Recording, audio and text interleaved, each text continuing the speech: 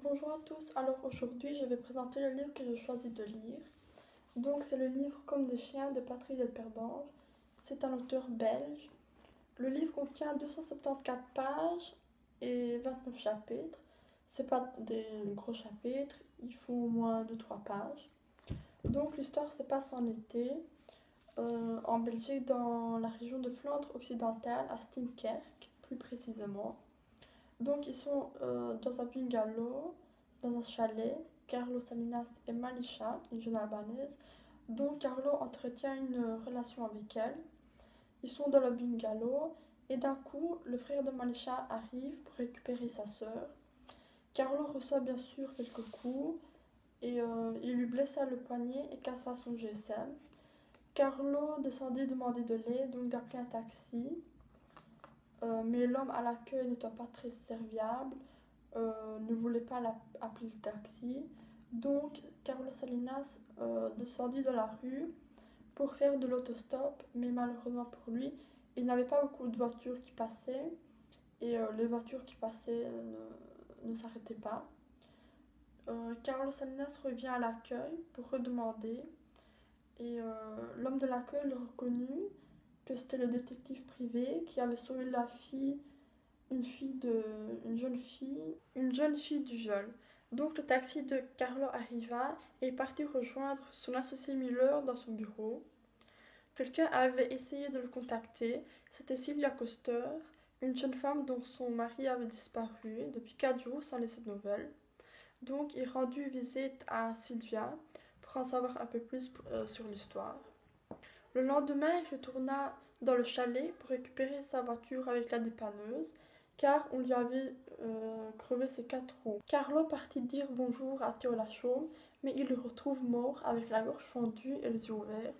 À côté de lui, il y avait une photo montrant l'intérieur d'un chalet, et il y avait le jour et la date que Malisha avait écrit pour fixer le rendez-vous de lui et Malisha. Mais cette photo-là se trouvait il y a quelques jours dans le bureau de Carlos Salinas. Il appelle alors de suite Miller et demanda si tout se passait bien. Mais non, quelqu'un est rentré dans le bureau et avait tout fouillé. Tous les papiers étaient par terre, c'était le bordel. Carlo croit que c'est le frère de Malisha, Fatos, qui avait fait ça pour se venger. Salinas pense qu'il a froissé l'honneur d'un Albanais. Le jour d'après, Salinas se met à chercher Daniel Coster, le mari de Sylvia Coster. Il part au Milor, un café, où il rencontre Jacques, qui connaît Daniel. Ils partent alors au centre commercial parce que la femme de Jacques, Iris, devait acheter quelque chose, pendant que les deux aient une discussion sur Daniel.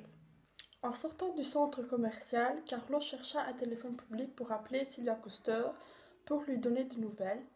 Il trouva alors un téléphone dans un petit café. Dans ce café-là, il essaya plusieurs fois d'appeler Sylvia Coster, mais personne ne répond.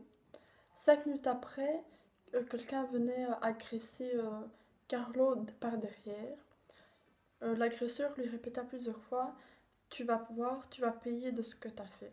Est-ce que c'était Fatos, le frère de Malisha, pour avoir sa vengeance, ou quelqu'un d'autre? Donc maintenant, je vais vous lire un extrait du livre. C'est le passage où commencent vraiment les problèmes pour Carlos Salinas.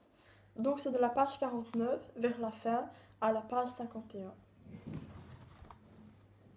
Je sortis de mon immeuble, légèrement nauséeux. La température avait baissé d'au moins 10 degrés depuis la veille.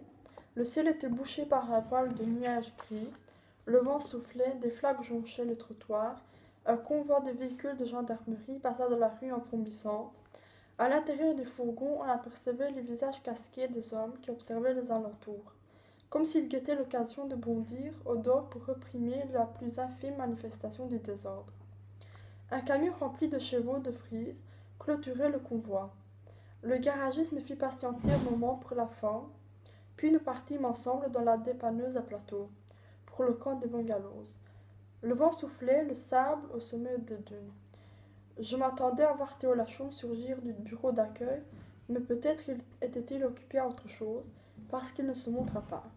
La dépanneuse s'engagea sur l'allée en circulant entre les chalets. J'indiquai au garagiste celui derrière lequel ma voiture était rangée.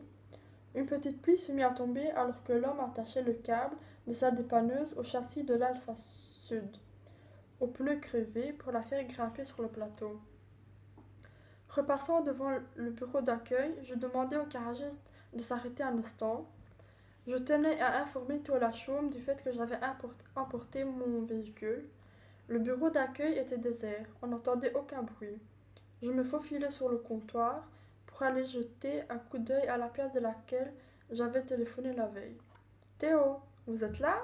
C'est Carlos Salinas. Je suis venu chercher ma voiture. Je fis un pas dans le débarras aux étagères surchargées de paperasse et de dossiers. Il y a quelqu'un? Oui, il y a quelqu'un.